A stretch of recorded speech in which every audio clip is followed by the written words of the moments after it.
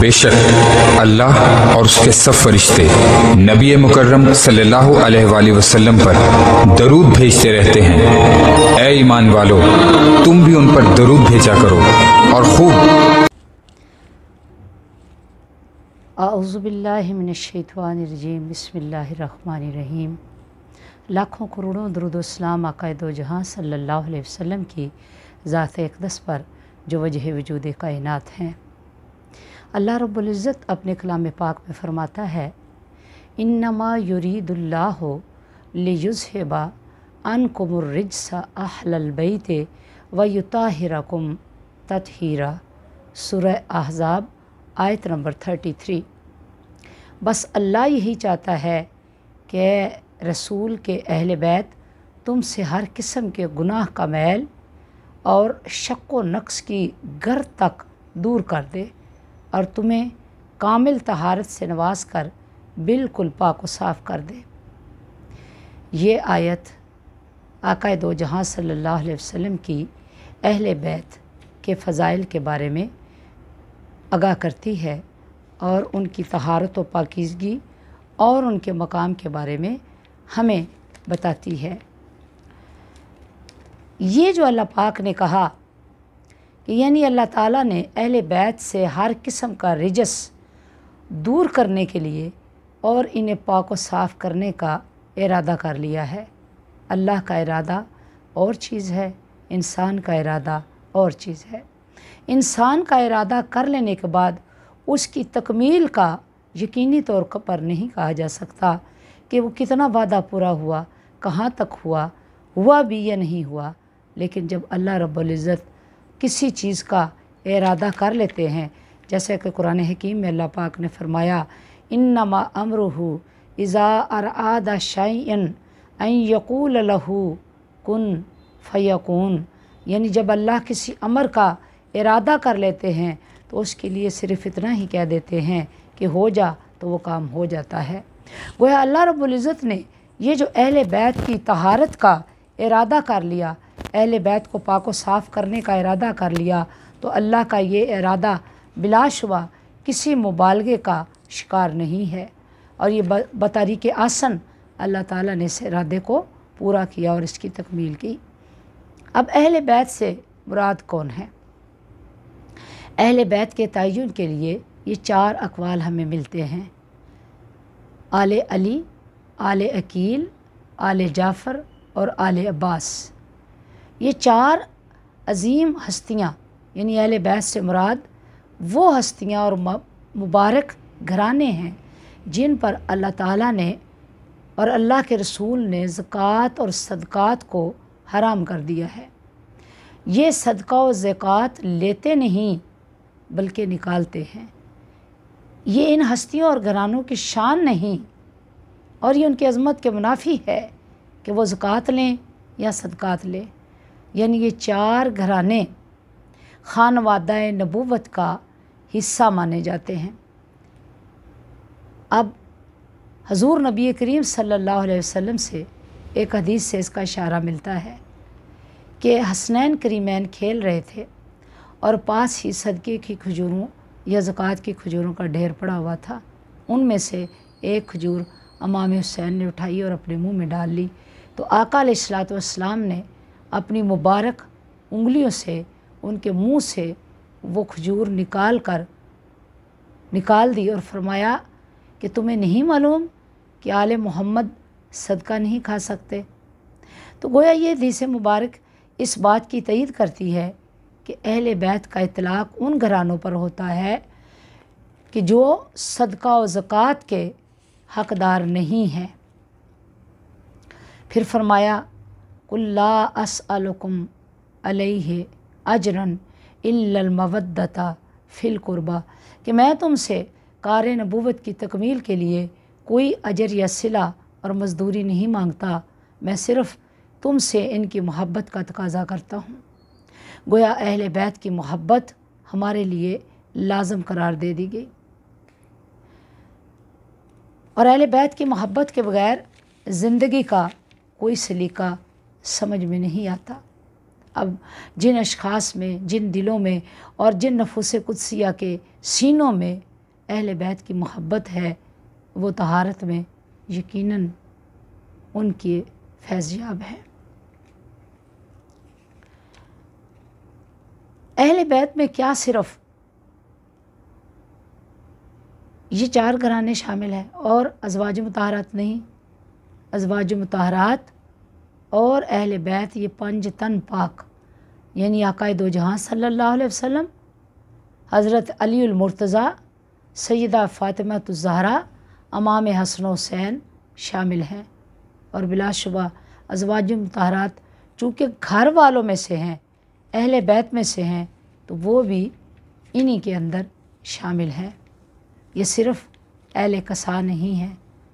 ہاں، ایک مکتبہ فکر کے قریب جو اہل کسا ہے، یعنی آپ کی کملی میں جو چھپے تھے، آپ کی چادر میں چھپے تھے 5 تن پاک، صرف یہی اہل بیت ہے؟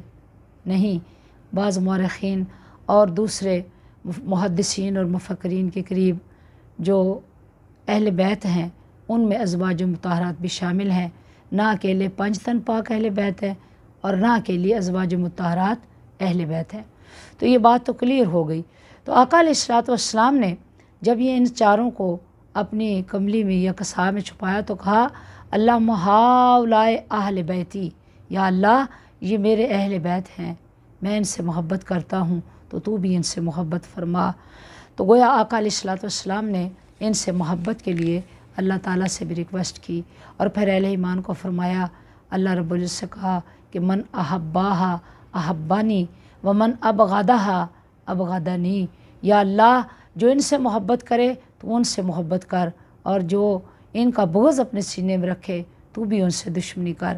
فرمایا جس نے میرے اہل بیت سے محبت کی میں نے اس سے محبت کی، اور جس نے مجھ سے محبت کی اس نے اللہ سے محبت کی، اور اللہ سے محبت کرنے والا جنت میں جائے گا۔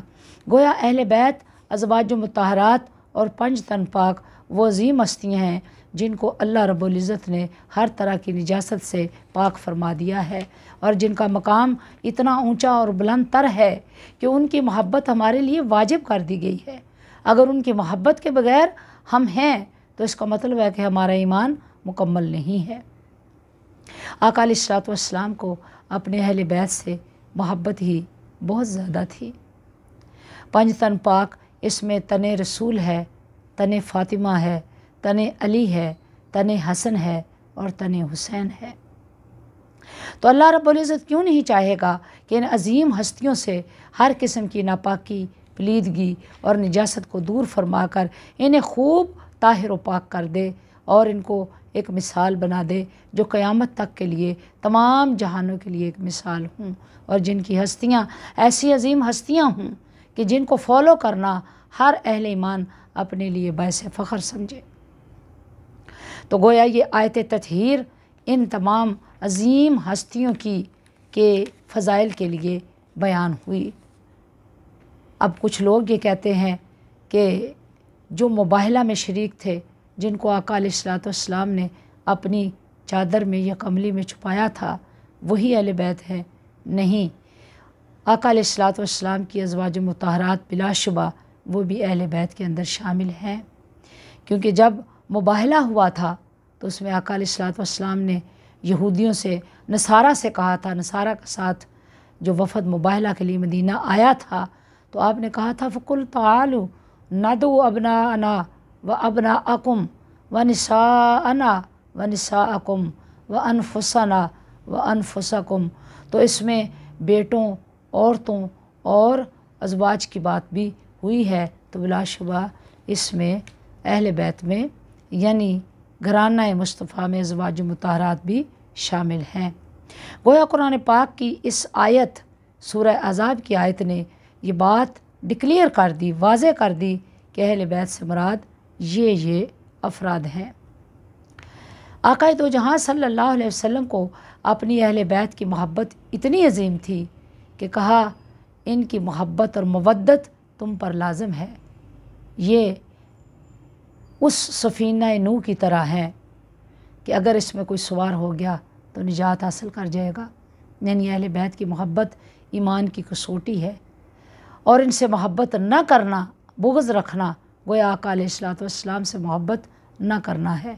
हज़रत अनस बिन मालिक रज़ी अल्लाह ताला अन्हु भी फरमाते हैं कि जब ये आयत उतरी तो 6 माह तक, 7 या 8 माह तक इसका ज़िक्र आता है।